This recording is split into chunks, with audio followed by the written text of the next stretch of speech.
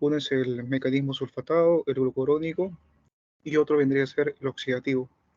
Vamos a ver entonces que en el caso de la alteración, bueno, el mayor porcentaje metabólico es el glucurónico, la glucuronización, y en el caso de la oxidación vamos a ver la importancia del NAPQ1, ¿no? Como un producto oxidativo de necrosis centronuclear. Bueno, tiene efecto analgésico antipirético, es un AINE y no AINE se considera debido a que un gramo inhibe el 50% de la actividad de la COX-1 y la COX-2. Bien, entrando al tema como tal, entonces, hablaremos que la intoxicación por paracetamol es la ingesta aguda de paracetamol en cantidades supraterapéuticas. Las definiciones: dosis terapéuticas de paracetamol 15 miligramos por kilogramo por dosis cada 4 o 6 horas y máximo 1 gramo por dosis, 90 miligramos por kilogramo por día o 4 gramos por día es la dosis terapéutica de paracetamol. Hablamos de dosis toxis única cuando, por ejemplo, neonatos lactantes menor a 3 meses, cuando es mayor o igual a 75 miligramos por kilogramo. En el caso de niños de más de 6 meses, mayor o igual a 200 miligramos por kilogramo, y adolescentes mayor a 8 gramos o mayor de 150 miligramos por kilogramo.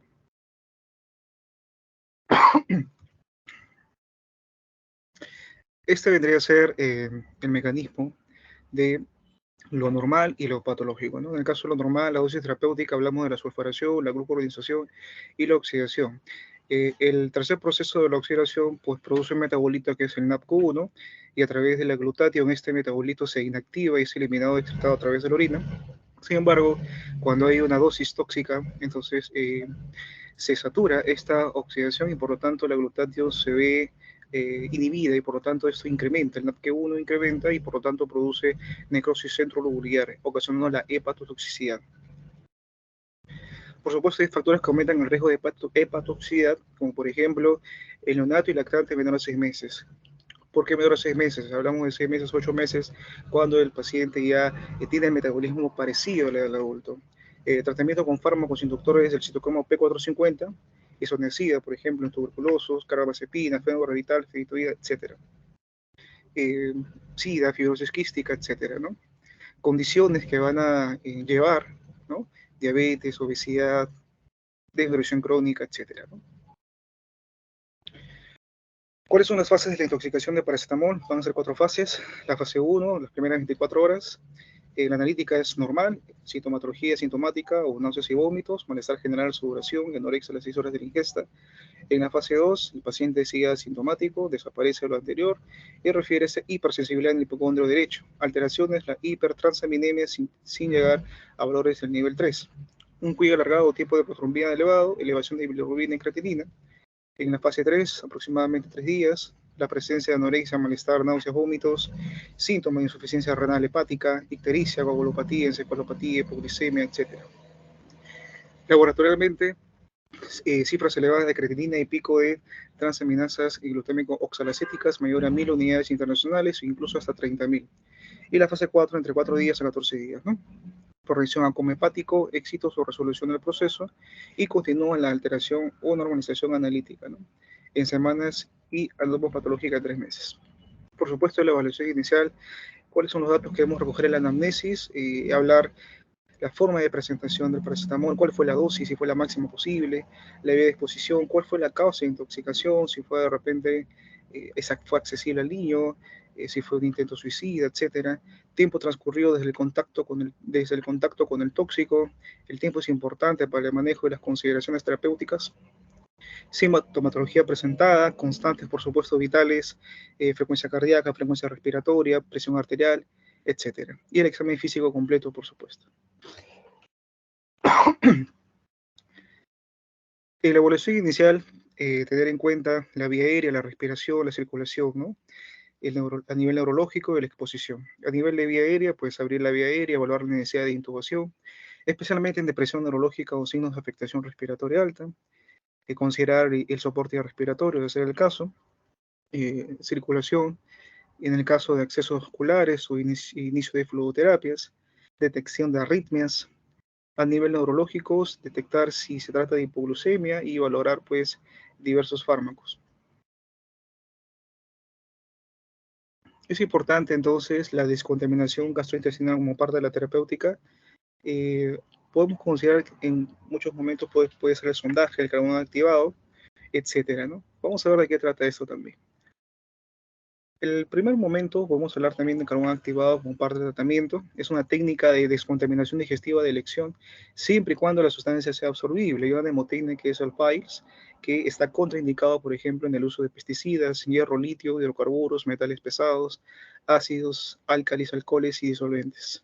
¿Cuál es la dosis? 1 gramo por kilogramo vía oral, hasta 25 gramos en menores de 14 años y 60 gramos en mayores.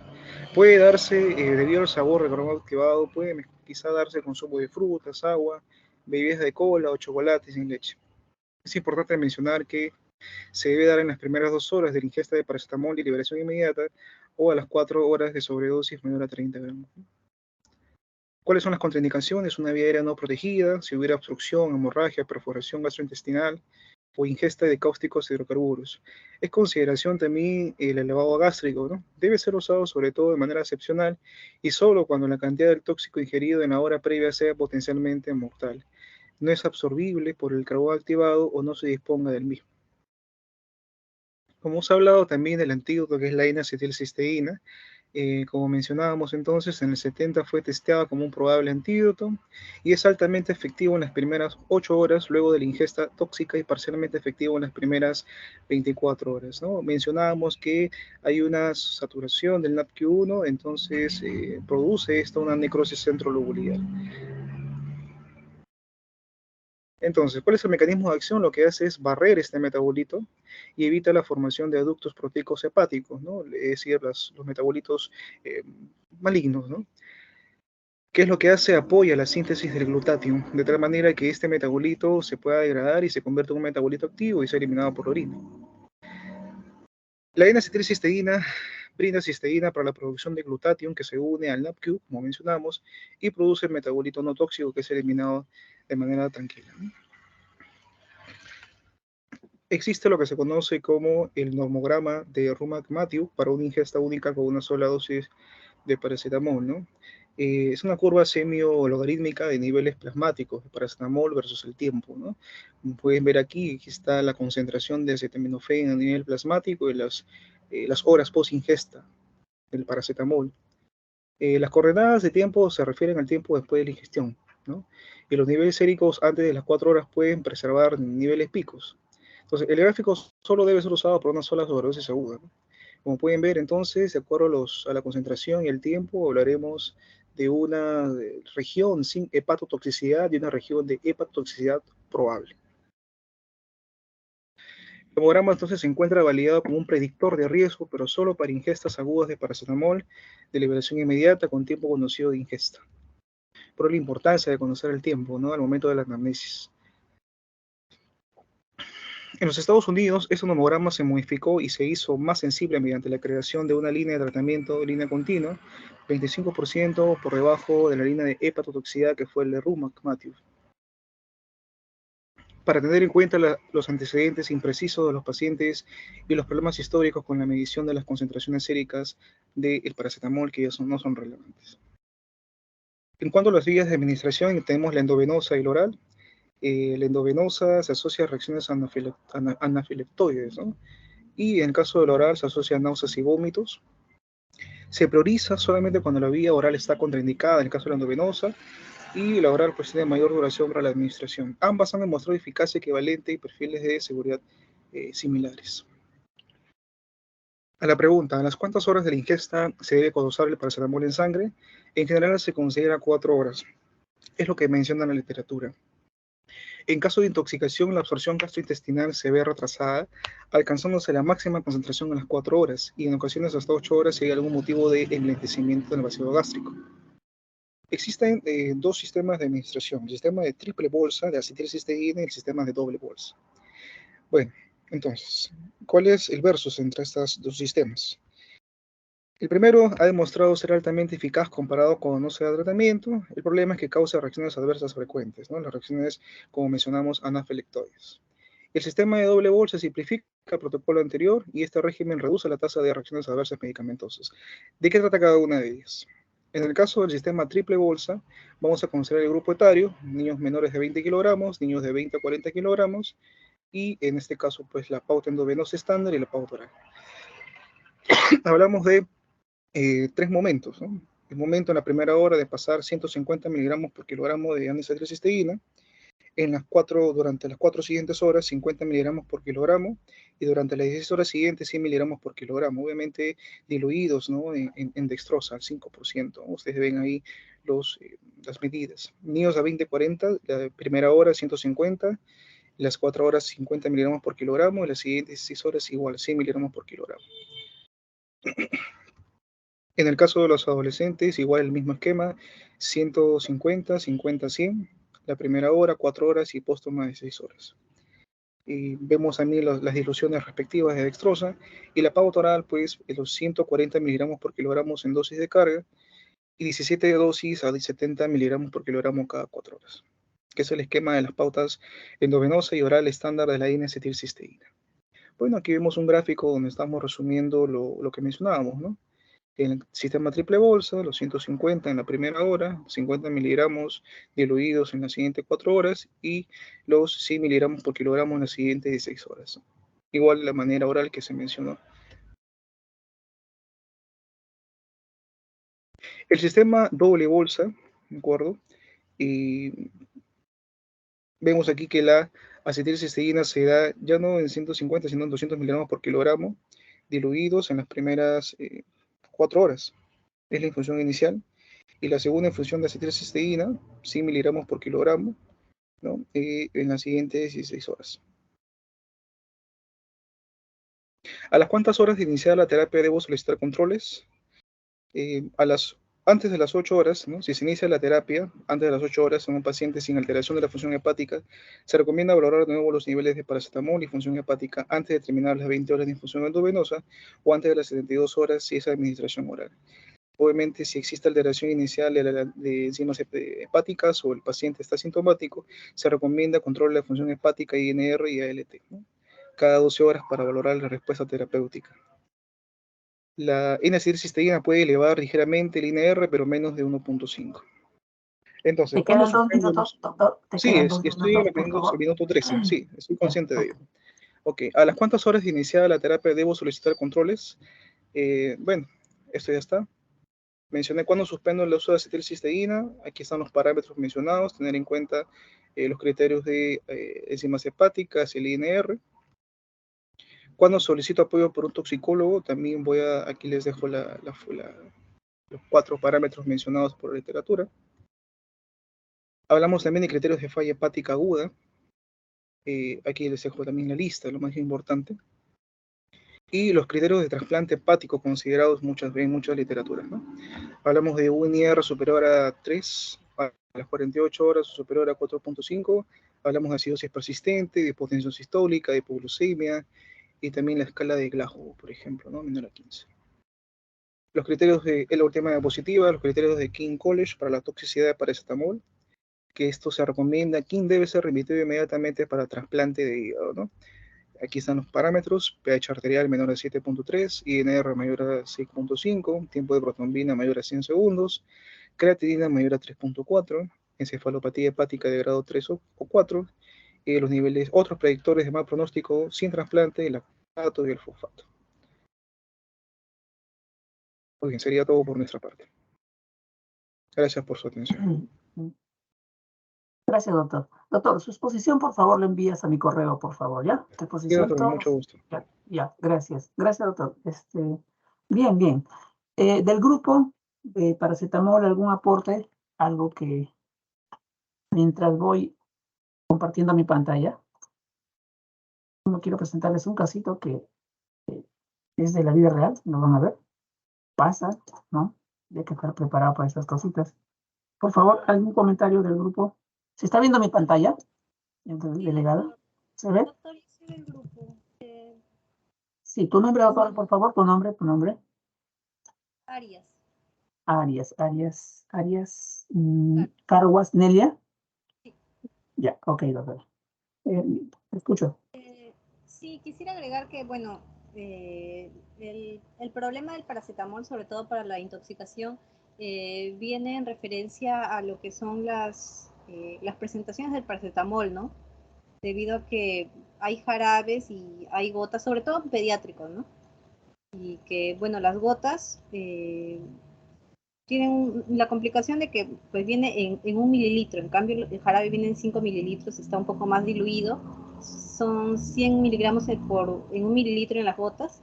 Entonces, de repente, las madres, al querer, o los familiares, ¿no? Al querer indicar, al darle el medicamento al niño, suelen equivocarse por este dato, ¿no? Podría ser. Sí, sí, doctora. Tu comentario es bueno, muy bueno. ¿Por qué? Porque es la realidad, ¿no? Ustedes cuando ya vayan a su salón, chicos, lo que siempre le digo a los alumnos de práctica, ¿no? Ustedes cuando ya empiecen a tratar pacientes, no solo adultos, también niños, ustedes van a ser los responsables de la indicación que se le da, cómo se le dice a la mamá que tiene que darse. Entonces, el paracetamol es uno de los medicamentos que ustedes más van a usar. ¿Quién no ha ido alguna vez a un centro, a una farmacia, a un hospital por un dolor o fiebre, ¿no? Entonces, el paracetamol es el analgésico que más van a utilizar, el antipirético que más van a utilizar. En pediatría, por lo menos, es así, ¿ya? Y la presentación es importante, como dice su compañera. Niños pequeños se les da, bueno, hay presentación en gotas. Y esa presentación de las gotas es por cada mililitro, hay 100 miligramos. O sea, cada mililitro, ¿cuántas gotas tiene, chicos? 20 gotas. 20 gotas 20 aproximadamente. gotas, 20 gotas, ¿no? En 20 gotitas hay 100 miligramos. Eso más o menos es la presentación en gotas. Pero también hay paracetamol en jarabe, como dice su compañera. El paracetamol, dependiendo del ministerio, es 120 miligramos en 5 mililitros. Pero hay el Panadol, el paracetamol como Panadol, que es la de marca, obviamente es un poco más caro, es 160 miligramos por 5 mililitros. Y también tenemos las pastillas, las tabletas. Y este es un casito, y ustedes lo están viendo, delegada. ¿Están viendo mi pantalla? Sí, doctor, sí se ve. Miren, este es un casito, vean la fecha, chicos. 21 de agosto de 2023. Es un caso que ha pasado hace poquito nomás. Es un caso de la vida real. ¿Ya? Antes de continuar con este caso, escenario. Cuando ustedes indiquen el paracetamol, sea gotas, jarabe o pastillas, tabletitas, y hay niños más grandes, adolescentes, ¿no? Los niños más grandes, siempre indíquele qué cantidad se le tiene que dar. ¿Por qué? Porque, como dijo su compañera, la presentación de gotas es diferente a la de jarabe y diferente, obviamente, en las pastillas. Entonces, es muy diferente cuando ustedes van a dar para un lactante que para un niño grande o para un niño más grande. Y ha pasado. Este casito que yo les estoy mostrando, que es de la vida real, también nos ha pasado con un lactante, en el cual el papá, que no era personal de salud, pero su mamá, la mamá del pequeñito, sí era personal de salud, pero coincidió que tuvo guardia, esa es la mamá. Y cuando regresa al día siguiente, el niño que yo está con fiebre, el papá tenía la presentación en jarabe y en gotas. Entonces, por equivocación le dio mayor cantidad de la que correspondía. Cuando ya la mamá llega al día siguiente, posguardia, le pregunta al papá y el papá le dice, le he dado tal cantidad. Entonces la mamá, sacando cuentas, era una cantidad excesiva que lo que le da al papá en su desconocimiento, y la mamá lo lleva a la clínica. El pequeño entra con un diagnóstico, ¿no?, de sospecha de intoxicación accidental por paracetamol, pero puede pasar. Se le tuvo que hacer todo su plan de trabajo como ha dicho su compañero, ¿no? Todos los exámenes, se quedó en observación. Felizmente el pequeño no se complicó. No hizo falla hepática, no hizo falla renal, y bueno, salió de alta felizmente. Se le dio el tratamiento, como está estipulado, con acetilcisteína, porque ese es el antídoto. Esta pequeña que les estoy mostrando, este caso escenario, miren, si lo leen ustedes, ¿qué dice acá? Tiempo de enfermedad más o menos 2 horas. Madre refiere que paciente es una niña de 12 años, una adolescente. Madre refiere que hace aproximadamente 5 horas, había llegado la paciente. Paciente consume aproximadamente 22 tabletas de paracetamol, el motivo por el cual la trae a emergencia. Obviamente se tiene que hospitalizar para manejo médico. Durante el camino la niña manifiesta cefalea, de moderada intensidad. ¿Ya? Pasa a UCI para manejo de probable intoxicación. Entonces, como han visto la exposición de su compañero, hay fases. Esta niña necesariamente tenía que hospitalizarse porque teníamos que poner el antídoto. Se le sacó la cantidad con estas 22 tabletas y salió más o menos 240 miligramos por kilo. ¿Cuánto es el rango tóxico de paracetamol? Jocelyn Asto Suárez. Doctor, mayor de 50. ¿Cuánto? ¿Hola? No te Doctor, escucho. No se copia. A ver, otro compañero. es dos. Sí, la dosis de 15 No. miligramos cada 4 a 6 horas y el máximo es 90. 90 miligramos por kilo de... Algunas literaturas dicen 150, ¿no? Es variable. Pero bueno, esta niña se le sacó por kilo de peso y había salía 240, ¿no? Entonces, mira, ¿qué tiempo había pasado, chicos? 5 horas. Doctor, no la logro escuchar. Sí, doctora. Estoy fuera, en la calle. Sí, doctora, no se preocupe. Cierre su audio, por favor. Gracias. Entonces, esta pequeña pasó a la UCI. Actualmente sigue hospitalizada. ¿Por qué? Porque el contexto de esta niña es un cuadro depresivo. Entonces, tiene una depresión mayor, ya lo ha visto el psiquiatra, el psicólogo, han dejado ya tratamiento para esta niña, y sugerencias, ¿no?, de apoyo emocional, pero esta pequeña todavía tiene esas ideas de intento de suicidio. Bueno, es un intento de suicidio, ¿no? Entonces, felizmente, se le hizo sus exámenes seriados, sus transaminasas, han salido normales. Desde el primer momento salieron normales. Hasta el día lunes que yo le fui a ver, estaba pendiente al resultado de paracetamol que habían tomado en sangre. Ahora, es un examen que en la práctica, chicos, no se hace de rutina. No se hace de rutina. Pero igual se pidió como parte del protocolo. Pero clínicamente la niña felizmente no tuvo ningún deterioro, está estable, pero lo puede volver a hacer. Ustedes tienen que estar preparados para eso. En algún momento les puede tocar. Dios no sabe, solo sabe Dios en qué momento a cualquiera de ustedes le puede tocar un caso parecido. Entonces tienen que estar preparados, ¿no?, para el manejo. Si es que hay un antídoto, se le da el antídoto. Se observa al paciente, se le pide exámenes, ¿ya? Entonces esta pequeña, miren cómo llega, ¿no? Dice, paciente se encuentra alerta, despierta, conectada, perfusión y llenado capilar menor de segundos, murmullo vesicular pasa bien, ruidos cardíacos rítmicos, pulsos palpables. O sea, desde el punto de vista hemodinámico estaba bien la pequeña. Se quedó para observación y para manejo de intoxicación aguda con la acetilcisteína.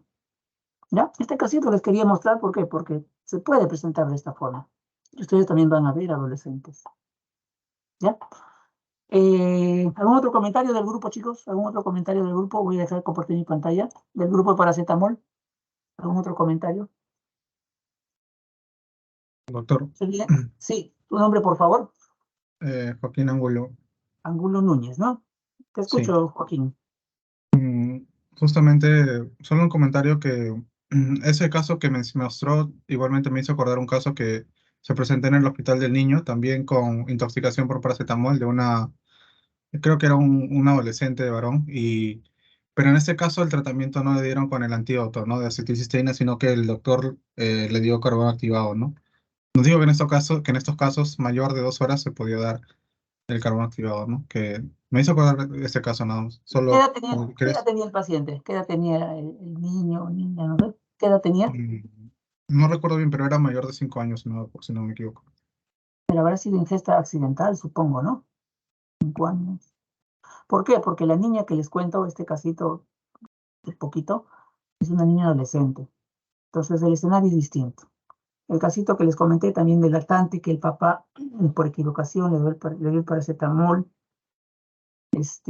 porque tenía fiebre en la noche, fue accidental, bueno, no fue a propósito. En cambio, la otra niña, esta última que les he mostrado la historia,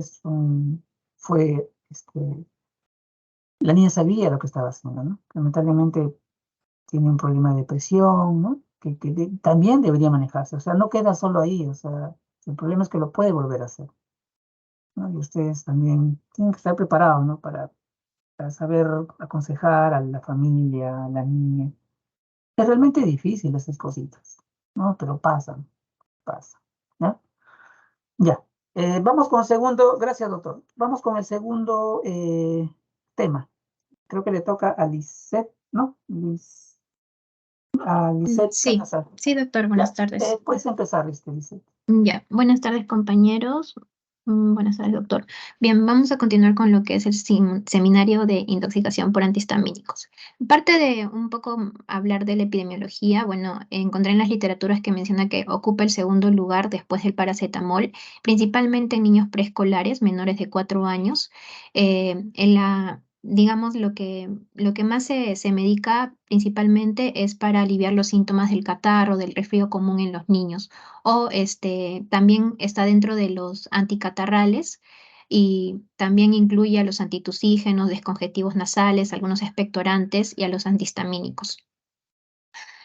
También quería mencionar que, por ejemplo, aquí menciona la literatura que hay algunos antihistamínicos de primera generación que están asociados a suplementos vitamínicos y se usan para ampliar la estimulación del apetito.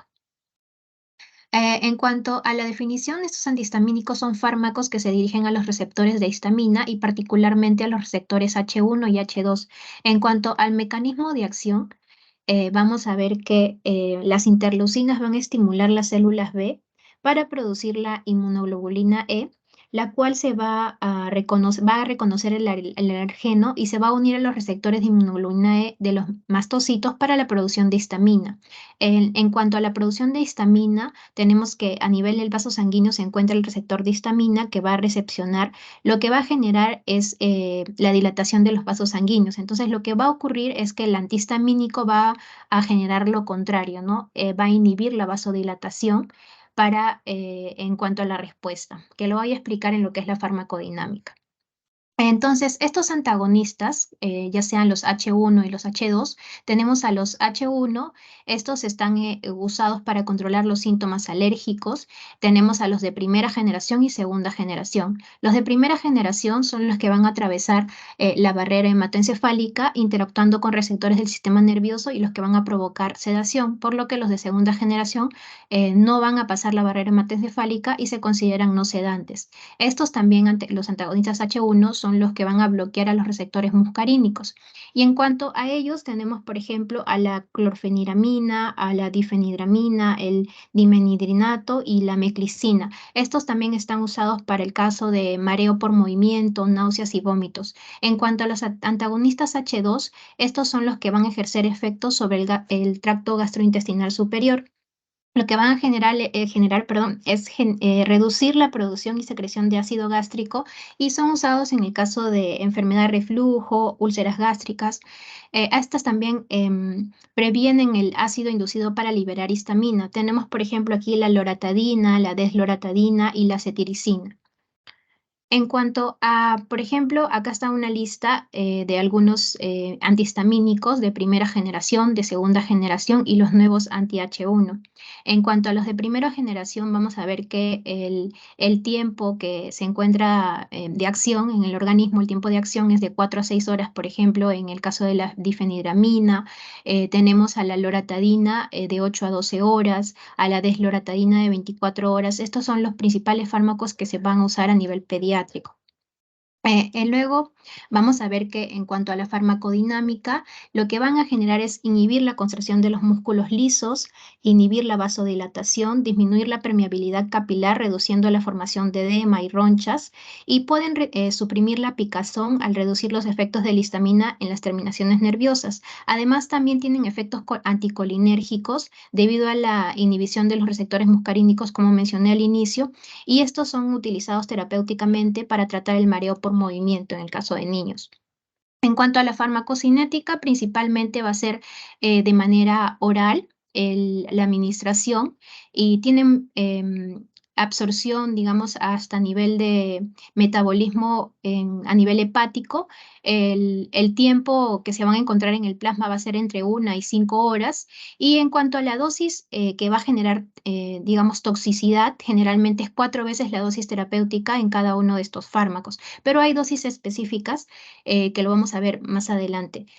Acá podría mencionar a los que son más usados, por ejemplo, en los de segunda generación tenemos a la cetiricina, a la loratadina, a la presentación pediátrica como desloratadina.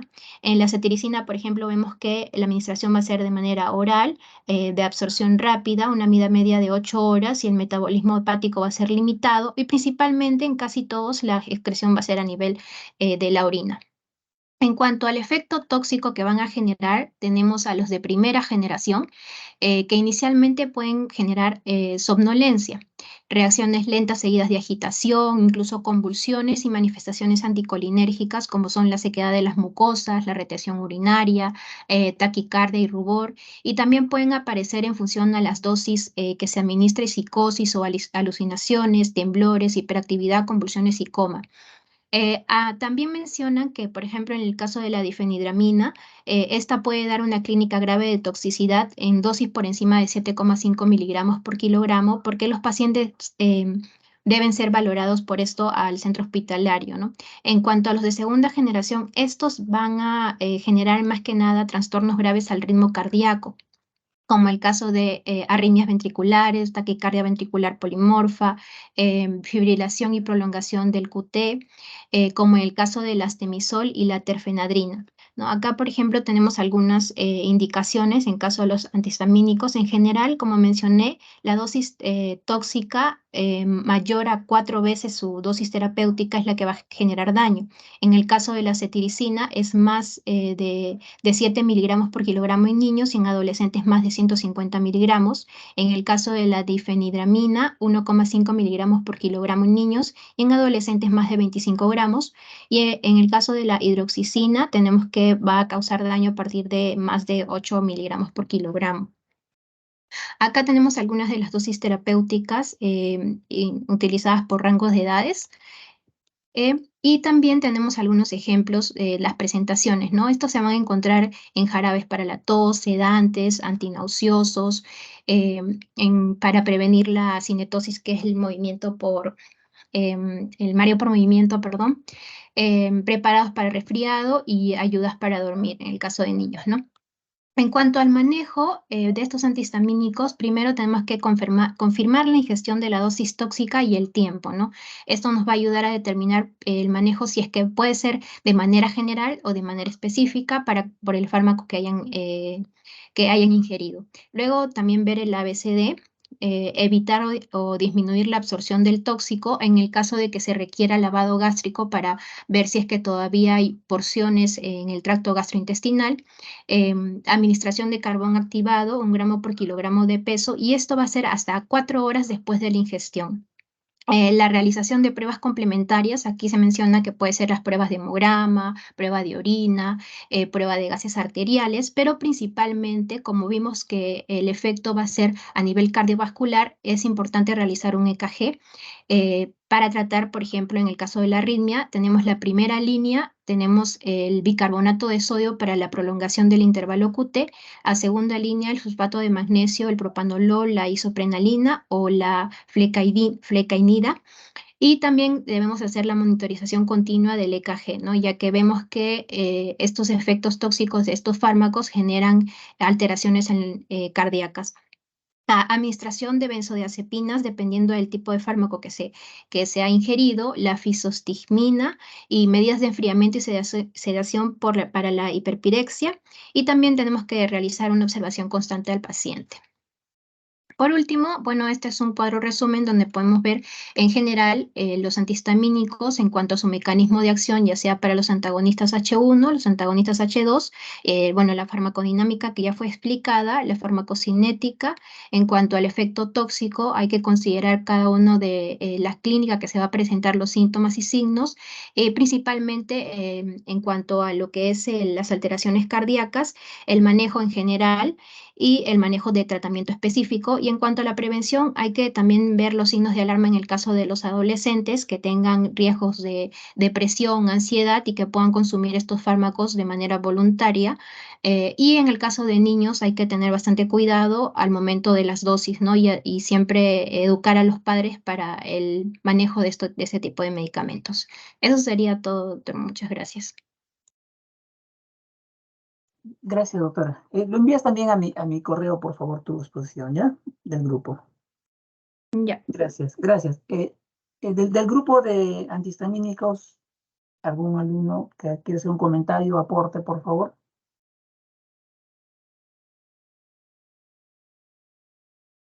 Del grupo de antihistamínicos. Doctor, ¿se me escucha? Buenas tardes. Sí, Albeniz Eduardo, ¿no? Ya, a ver, te Sí, escucho, Albeniz, por favor.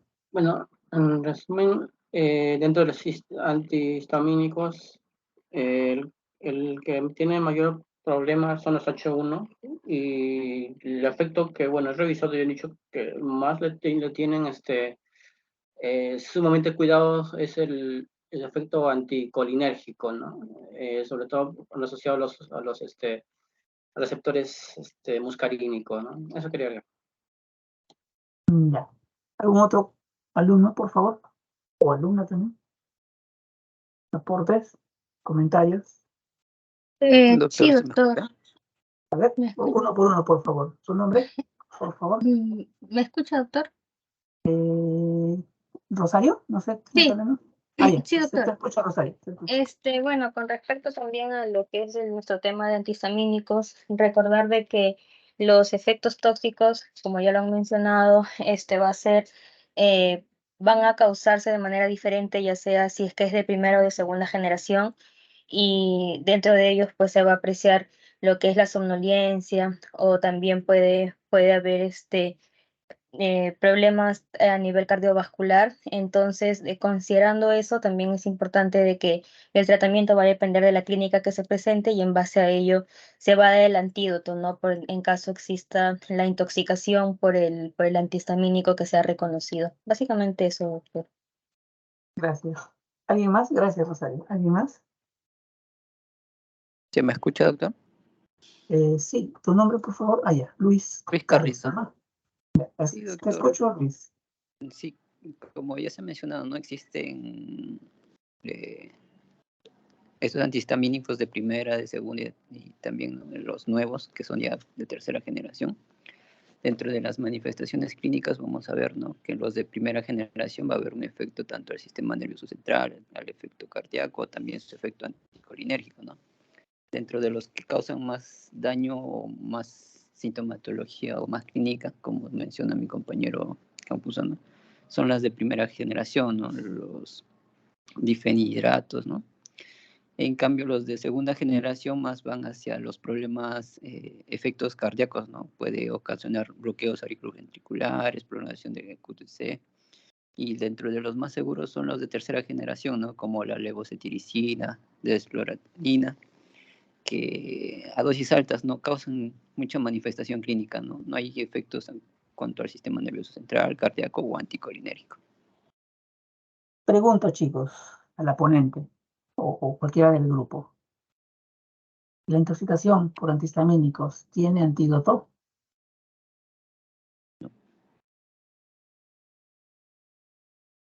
Doctor, Doctor, es dependiendo de la dosis, porque lo que se mencionó, bueno, lo que yo encontré en la literatura, que depende mucho de la cantidad y depende también del fármaco, porque hay fármacos específicos que generan problemas cardíacos, ¿no? Por eso es, lo que había encontrado sobre la fibrinostigmina, y también lo que menciona es el uso del carbón activado 4 horas después.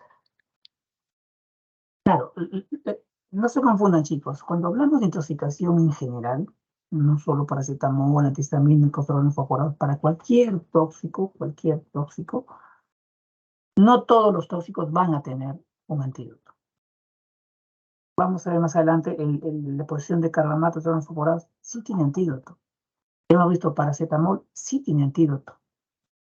Antihistamínicos, lamentablemente, no tiene antídoto. Lo que hacemos nosotros es el manejo de las complicaciones de la intoxicación.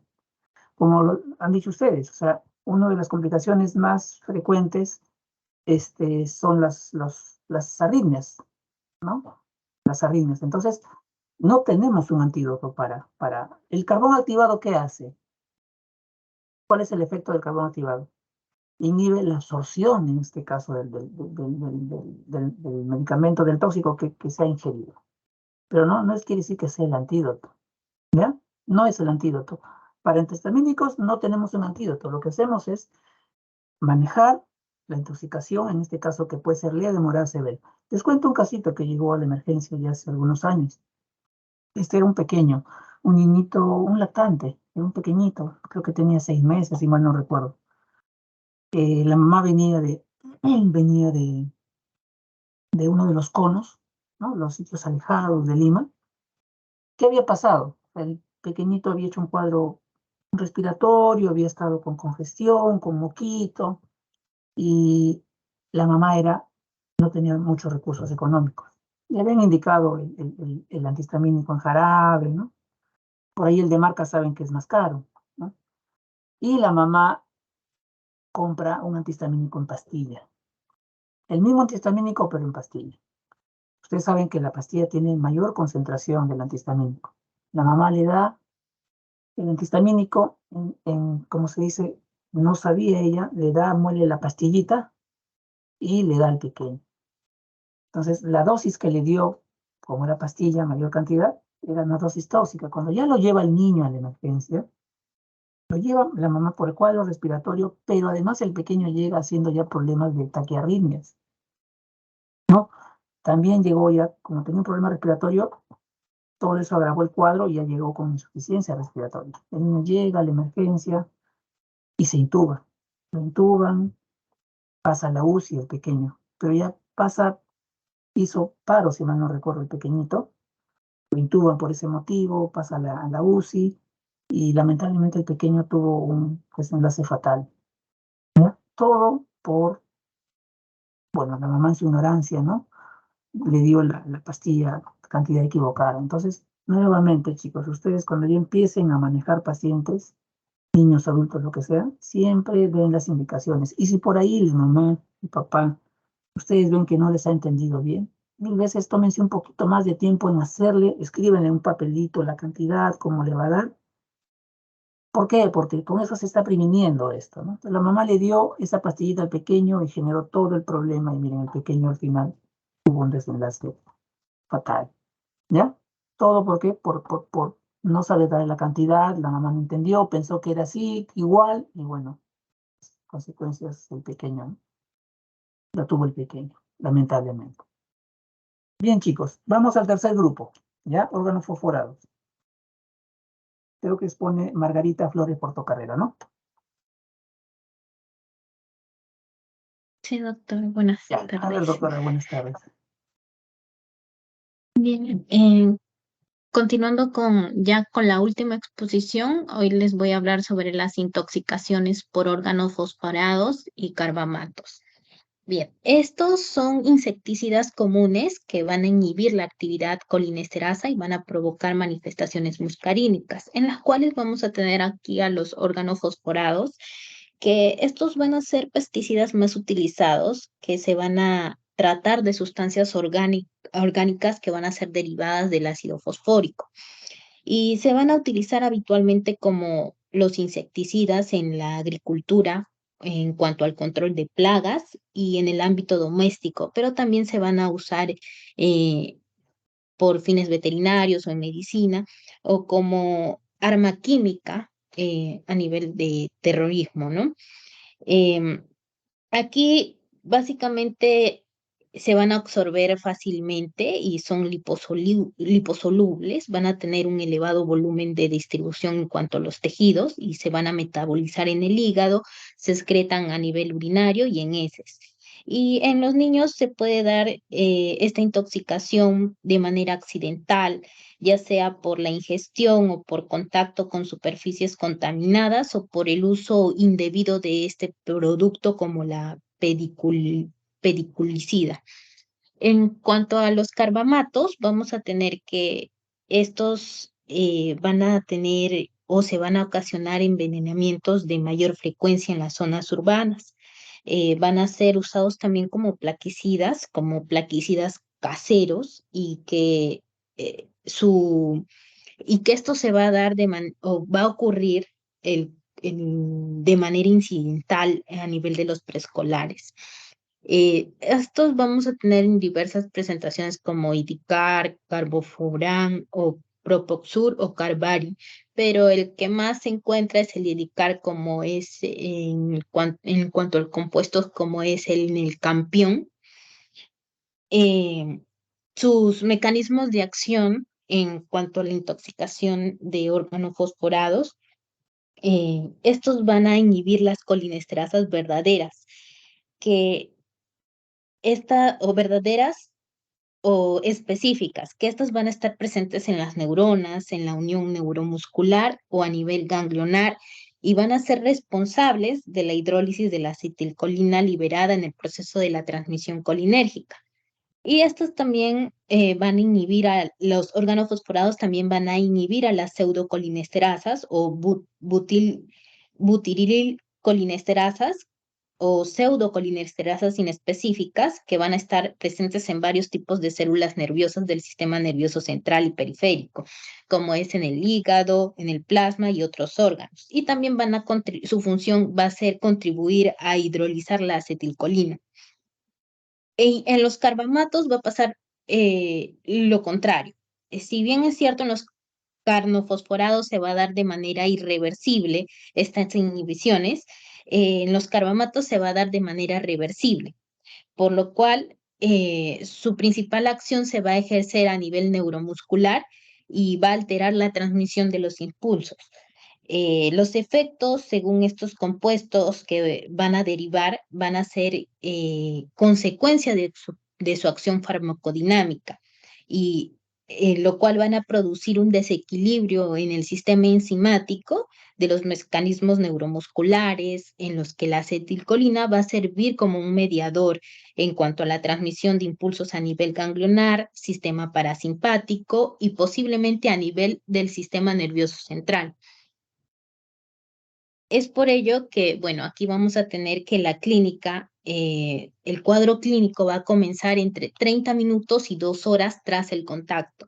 Y esto va a depender la vía de entrada, la dosis, el tipo, si es un órgano fosforado, un carbamato y la susceptibilidad de la persona, ¿no? La dosis peligrosa va a oscilar entre 0.1 o 5 gramos. Esto va a variar según el compuesto. Bueno, aquí, como bien se ha mencionado, las circunstancias se pueden ser desde un ámbito accidental o laboral, que se puede dar frecuente, que puede ser más frecuente según la literatura, o también voluntaria, como es en el caso de los suicidios. En las vías de entradas, vamos a tener a la vía oral o vía aérea, que es la más frecuente, en el cual se va a dar un inicio rápido de los síntomas en segundos o minutos. Esto lo podemos ver en agricultores, fumigadores, o también en la vía digestiva, como son las intoxicaciones accidentales o en los intentos de suicidio. La clínica más grave, pero va a dar un inicio más lento en cuanto a 30 o 90 minutos. Y también vamos a tener en cuanto a la vía cutánea, que estas se pueden dar por exposiciones laborales o el uso individuo como pediculicidas, y el inicio de los síntomas va a ser más lento y de menor gravedad.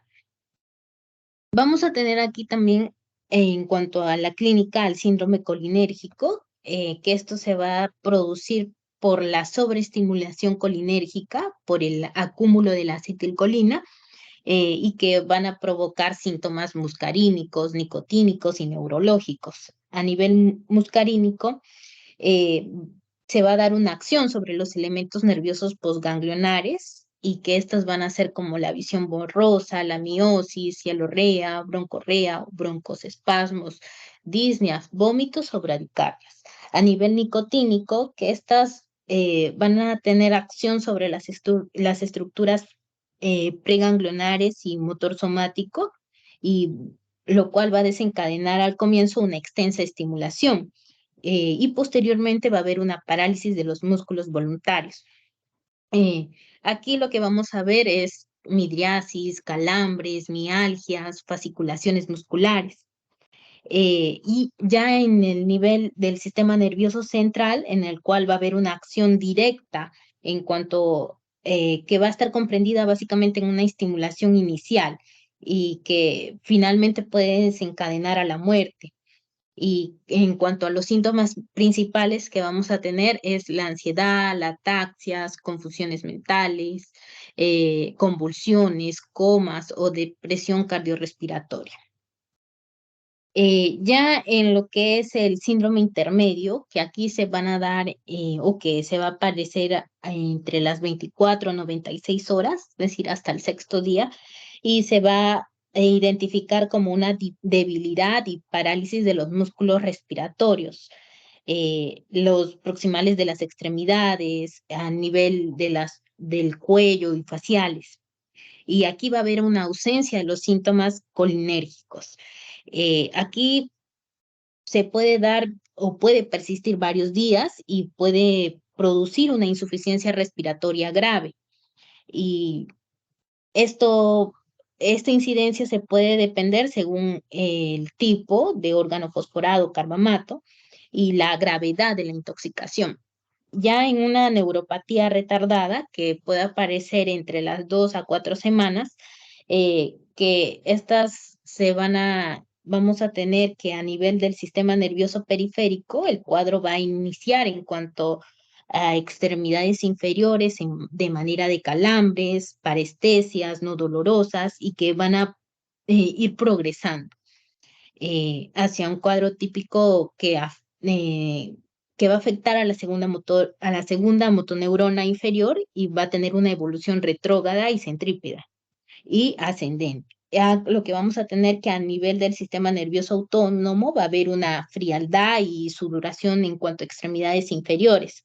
Y en el sistema nervioso central va a haber, en cuanto al síndrome piramidal o de la primera neurona o superior, va a haber signos de espasticidad, hiperactividad de los reflejos tendinosos.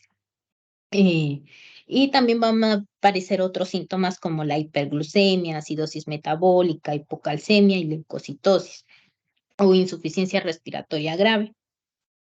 En cuanto a los criterios de gravedad, estos se pueden clasificar según la gravedad en distintos grados, en los cuales vamos a tener que estas se van a dar de 0 a 4. En cuanto al grado 0, que estas va a significar que no hay intoxicación. En el grado 1, que va a ser una intoxicación leve, en los cuales van a haber síntomas irritativos o un síndrome muscarínico incompleto. Ya en el grado 2, que va a ser la intoxicación moderada. Aquí van a haber síntomas tanto muscarínicos como nicotínicos. Y ya en el grado 3, la intoxicación va a ser una intoxicación grave. Es decir, aquí va a haber asociación del compromiso cardiovascular, respiratorio y del sistema nervioso central. Y aquí van a requerir de soporte de funciones vitales. Ya el cuadro 4 va a implicar lo que es la muerte. Ya a partir, bueno, esto según el artículo nos mencionan que a partir del grado 2, ellos van a requerir de un tratamiento con la atropina o también que ingresen a lo que es la unidad de cuidados intermedios. Ya para el diagnóstico, lo que vamos a tener o tener en consideración va a ser una historia clínica. Doctora, te quedan 4 minutos. 4 minutos, doctora. Ya, doctor.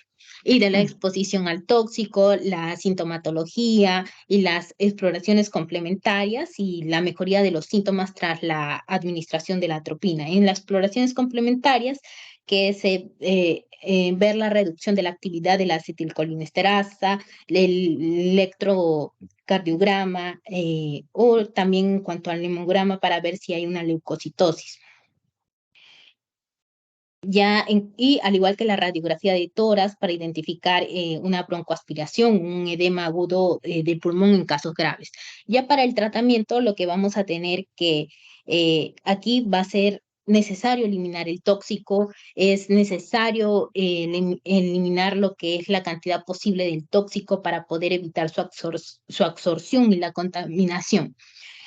Aquí lo que vamos a tener es que se va a dar de vía de entrada respiratoria en el cual se retira al paciente de la zona contaminada, la vía de entrada cutáneo mucosa en los cuales que se tiene que desechar la ropa del paciente, se lava con abundante agua y jabón y en la vía de entrada digestiva que se realiza el lavado gástrico y se realiza la administración del carbón activado a dosis de 1 gramo por kilogramo. Y también vamos a tener que a nivel farmacológico a la atropina, que bueno, aquí la atropina va a revertir los síntomas muscarínicos, mejora la función cardíaca y respiratoria y va a cruzar lo que es la barrera hematoencefálica y va a contrarrestar los efectos de la acetilcolina en el sistema nervioso central, que va a controlar las convulsiones. Las dosis se van a dar desde 0.02 a 0.05 miligramos por kilogramos dosis intravenoso en un máximo de 3 miligramos. Y bueno, aquí lo que se va a poder conseguir es revertir las 3B, que es la bradicardia, el broncoespasmo y la broncorrea. Y esto habitualmente se va a conseguir en los 30 minutos. Y a continuación de ello se mantiene o se inicia la perfusión continua en cuanto al suero salino fisiológico del 10 al 20% de la dosis utilizada para la atropinación y se va disminuyendo la dosis si los síntomas permanecen estables al menos de 6 horas. Y aquí cabe mencionar que los principales efectos del exceso de la atropina van a ser la confusión y la agitación, y ya para lo que son las oximas o pralidoximas, que estos van a estar dirigidos a reactivar van a reactivar las colinesterasas, que van a estar inhibidas por el órgano fosforado, que van a ser eficaces para los síntomas nicotinos. Esto siempre y cuando se administre precozmente y tras la atropinización. La dosis van a ser la dosis en niños va a ser de 1 a 4 miligramos por kilogramos y en niños mayores de 5 años a más de 250 miligramos a 8 miligramos por kilogramos pesos. Y aquí se va a dar una infusión lenta de 30 minutos, ya que una infusión rápida puede causar vómitos, depresión respiratoria, y a continuación de ello se puede iniciar lo que o se inicia la perfusión diluida con suero fisiológico del 10 al 20 de miligramos por kilogramos por hora. Y aquí la duración del tratamiento puede ser incierta, aunque no suele ser necesario mantener la perfusión más de 48 horas. En caso de que exista un deterioro tras la suspensión, se reinicia de nuevo. Doctora, por favor. Y bueno, esto es un resumen de lo que ya se ha mencionado, como es el seguimiento en cuanto a vía oral, dérmica e inhalatoria. Muchas gracias. Gracias, doctora. Igual, por favor, envías tu presentación del grupo a mi correo, ¿ya? Por favor. Ya, doctora. Gracias, doctora. A ver, del grupo de órganos fosforados, carbonatos, ¿algún aporte, comentario, por favor? Sí, doctor, yo, Wendy ¿Nombre? Genen Flores. Wendy. Flores Portocarrero. Sí, doctor. Bueno, de acuerdo, después de la intoxicación, se tiene que pasar por una breve evaluación después de que el paciente, o sea, para los criterios de alta, debe pasar después de 12 horas de observación, ya que se tiene que ver que se haya desaparecido el cuadro clínico. Posterior a ello también tenemos que considerar las posibles complicaciones, ¿no? Dado de que de acuerdo a la vía de entrada puede afectar a nivel de la piel, o sea, vía cutánea, vía gástrica o vía respiratoria. dado que también puede afectar también en la vía renal también, como son los casos de insuficiencia renal crónica, síndrome nefrótico, en la vía pulmonar, la fibrosis pulmonar también, y con la piel podemos ver casos de cicatrices o retracciones por quemaduras también por la misma toxicidad. Eso sería mi aporte, doctor. Gracias, doctora. ¿Algún otro compañero o compañera? ¿Aporte? Doctor, sí, doctor, buenas. ¿Nombre? ¿Tu nombre, Luis doctor? Damián. Luis Damián. ¿Ya? Más que todo de los carbonatos, ¿no? Hay que tener en cuenta que es una de las causas de intoxicación más frecuente, ¿no? Y dentro de ellos tenemos al producto conocido como campeón. Hay varios tipos de presentaciones, pero dentro de ellos hay que tener en cuenta, más que todo en la parte clínica o del laboratorio, manejar el tiempo de protrombina, ¿no? Que puede estar alterando, ¿no? Con el transcurrir de los días, de acuerdo a la dosis, y eso hay que manejarlo a nivel sanguíneo. Y si estuviera prolongado, hay que usar vitamina K1, ¿no? Esos controles se hacen después de las 24 horas de ingesta o de intoxicación que tuviera el paciente. Eso sería todo, doctor. Ya. Uno más, por favor. Un alumno más. Gracias, doctor. Sí, doctor.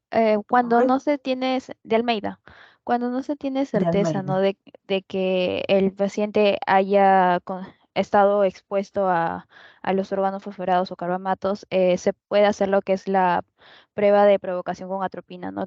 Claro que es en menor dosis que la dosis de tratamiento, es de 0.01 a 0.02 miligramos por kilogramo. Y si no se observan algún signo de síntomas anticolinérgicos, como el más marcado, la taquicardia, ya se podría confirmar de que sí ha sido expuesto a una intoxicación no por órganos fosforados y proceder al tratamiento que ya explicaron. Gracias, doctora. ¿Alguien más? ¿Alguien más? Para continuar, si no. Doctor. ¿Tu nombre, doctora? Córdoba Maldonado. Córdoba Maldonado. Córdoba Maldonado. Oli. Doctor, quisiera mencionar que si bien el tratamiento es el que ha mencionado mi compañera, tenemos que tener en cuenta en el nivel de hospital que estamos, ¿no? Porque no en todos vamos a tener el mismo manejo. Por ejemplo, si estamos en un centro de salud nivel 1, el diagnóstico va a ser básicamente en base al cuadro clínico, puesto que no se cuentan con muchos de los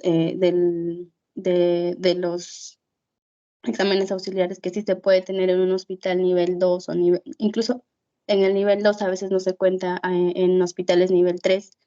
Y la principal intención dentro de los centros de salud nivel 1 y nivel 2 pues va a ser referir en base a su cuadro clínico y ver, y ya en el nivel 3 ya se puede pues hacer un tratamiento y un seguimiento más efectivo, ¿no?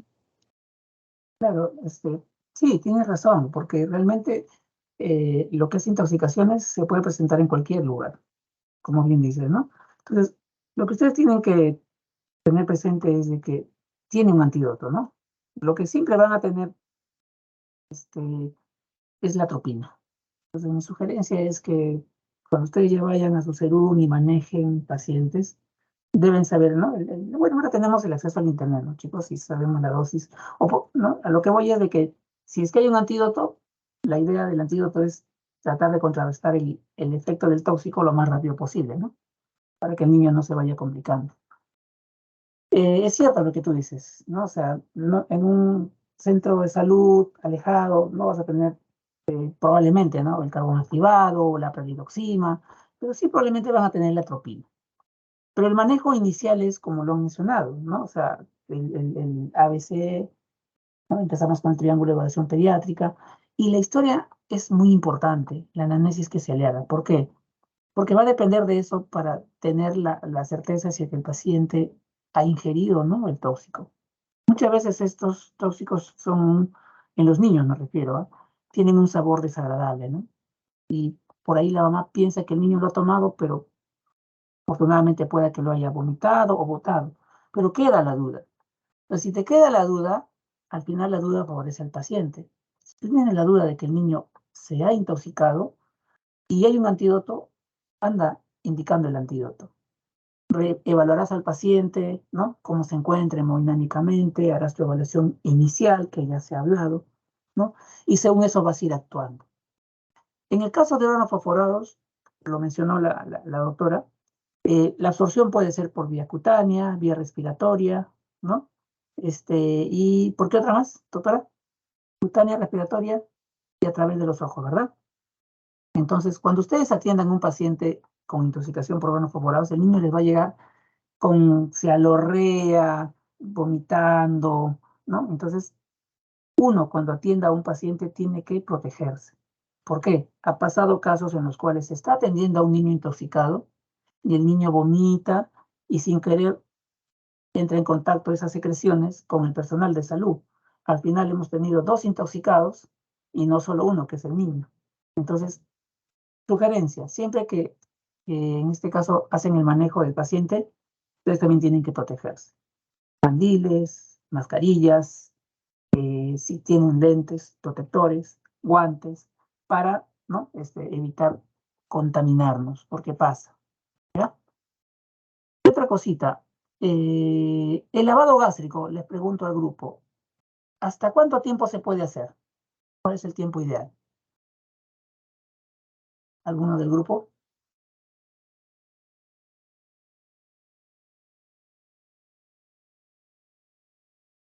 En general, en cualquier intoxicación. En general, cualquier intoxicación. Ahora voy a preguntar al azar, ¿ya? A ver, al azar. Doctor, Sí. yo había leído que ¿Tu nombre, doctora, hay por dos, favor? Cuellar, doctor. Cuellar Cárdenas. Ya, te escucho, doctora. Había leído que hay 2 criterios, que bueno, el primero sería que tiene que estar dentro de 1 hora de lo que haya ingerido el veneno y saber la cantidad de toxina. Claro, claro, porque el lavado gástrico no está exento de complicaciones. El niño puede llegar ya con trastorno sensorio y por hacer lavado gástrico se puede aspirar. Ya no solo está intoxicado, puede tener una neumonía aspirativa, ¿no? Hacer una insuficiencia. Entonces, el tiempo es importante, como dice su compañera. En general, chicos, en cualquier intoxicación, el tiempo es 1 hora. Si ya ha pasado el tiempo, pasado 1 hora, ya probablemente el agente tóxico, cualquiera que sea, ya se ha absorbido. Entonces no tienes que valorar. Doctor, pero ha pasado 1 hora y media. Bueno, queda a tu criterio. Lo puedes hacer, le puedes dar un beneficio al paciente, solo Dios lo sabe, pero sí, siempre la duda favorece al paciente. Entonces, más de 1 hora ustedes tienen que valorar. Y la historia, si realmente ingirió o no ingirió.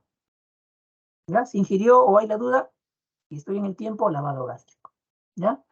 Y tener en cuenta los efectos adversos que puede tener. Bien, doctora. Chicos, ya estamos con la hora. ¿Algún comentario adicional? No sé. Aporte de cualquiera de las intoxicaciones. No se olviden que hay notas.